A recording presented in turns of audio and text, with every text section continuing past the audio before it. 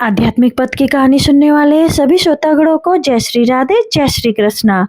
श्रृंग ऋषि और भगवान राम की बहन शांता।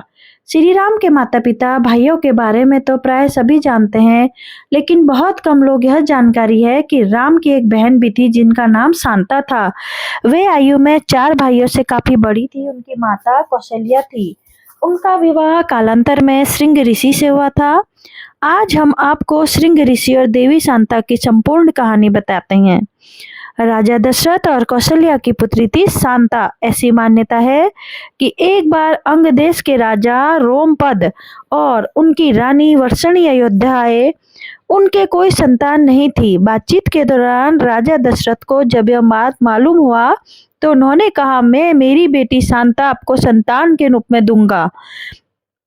राजा रोमपद और उनकी पत्नी हर्षणी बहुत खुश हुए, जो महारानी कौशल्या की बहन अर्थात राम की मौसी थी।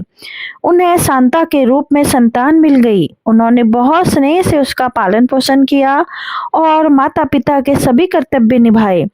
शांता अंग देश की राजकुमारी बन गई। शांता वेद, कला तथा शिल्प में पारंगत थी और वे अत्यधिक सुंदर भी थी। लोक कथा के अनुसार शांता जब पैदा हुई तब अयोध्या में अकाल पड़ा और 12 वर्षों तक धरती धुल-धुल हो गई। चिंतित राजा को सलाह दी गई थी कि उनकी पुत्री शांता ही अकाल का कारण है। राजा दशरथ ने अकाल दूर करने के लिए अपनी पुत्री शांता को वर्षणी को दान कर दिया। उसके बाद शांता कभी अयोध्या नहीं आई। कहते हैं कि दशरथ उसे अयोध्या बुलाने से डरते थे, इसलिए कि कहीं फिर से अकाल नहीं पड़ जाए।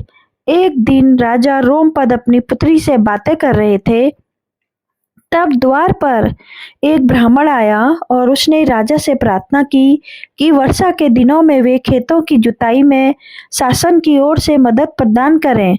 राजा को यह सुनाई नहीं दिया और वे पुत्री के साथ बातचीत करते रहे। द्वार पर आए नागरिक की याचना न सुनने से ब्राह्मण को दुख हुआ और वे राजा रोमपद का राज्य छोड़कर चले गए। वे इंद्र के भक्त थे। अपने भक्त की ऐसी अनदेखी पर इंद्रदेव राजा रोमपद पर क्रुद्ध हुए और उन्होंने पर्याप्त वर्षा नहीं की। अंग देश में नाम मात्र की वर्षा हुई। इससे खेतों में बड़ी फसल मुरझाने लगी। इस संकट की घड़ी में राजा रोमपद श्रृंग ऋषि के पास गए और उनसे उपाय पूछा। ऋषि ने बताया कि वे इंद्रदेव को प्रसन्न करने के लिए यज्ञ करें। ऋषि ने यज्ञ किया और खेत खलिहान पानी से भर गए।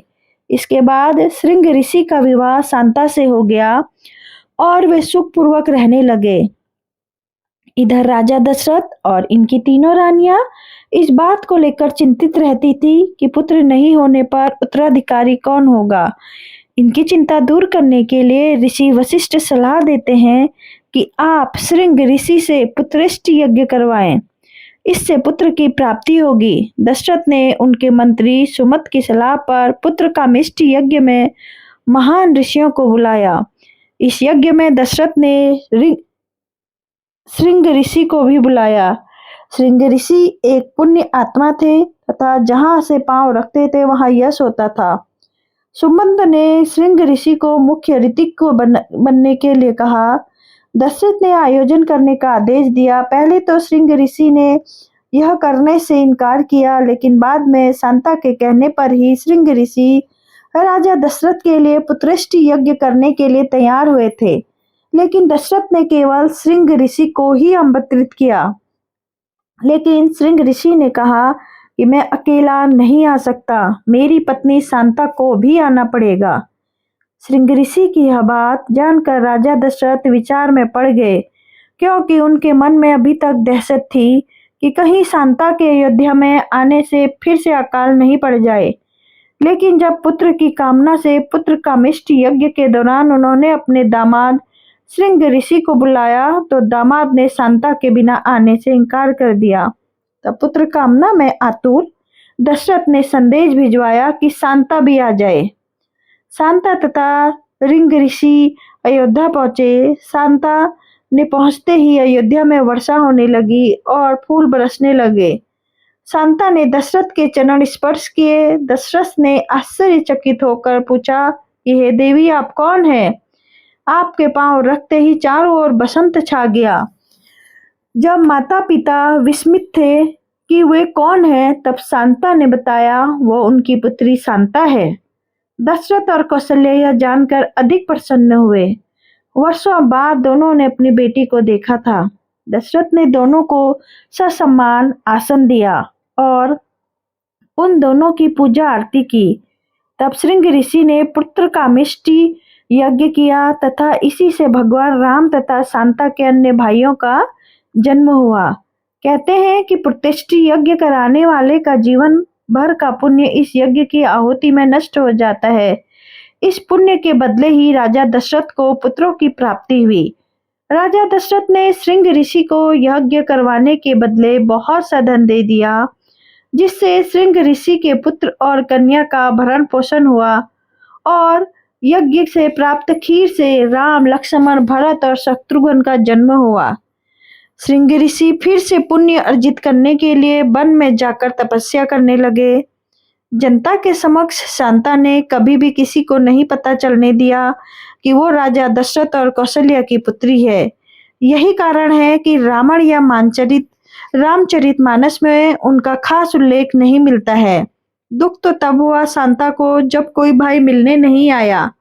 कहते हैं कि जीवन भर शांता राह देखती रही अपने भाइयों की कि वे कभी तो उससे मिलने आएंगे, पर कोई नहीं गया उसका हाल चाल जानने। मर्यादा पुरुषोत्तम भी नहीं, शायद वे भी राम राज्य में अकाल पड़ने से डरते थे। कहते हैं कि वन जाते समय भगवान राम ने अपनी बहन के आश्रम के पास से भी गुजरे थे। तनिक रुक जाते और बहन को दर्शन ही दे देते। शांता ने बचपन में दशरथ से सती माता की कथा सुन चुकी थी, बिन बुलाए आने को राजी नहीं थी। पौराणिक कथाओं के अनुसार श्रृंग ऋषि विभंडक तथा अप्सरा उर्वशी के पुत्र थे। विभंडक ने इतना कठोर तप किया कि देवतागण भयभीत हो गए थे और उनके तप को भंग करने के लिए उर्वशी को भेजा। उर्वशी ने उन्हें मोहित कर उनके साथ सत्संग किया, जिसके फलस्वरूप श्रृंग ऋषि की उत्पत्ति हुई। श्रृंग ऋषि के माथे पर एक सिंह था, अतः उनका यह नाम पड़ा। बाद में श्रृंग ऋषि ने ही दशरथ के पुत्र की कामना के लिए पुत्र कामेष्टि यज्ञ करवाया था।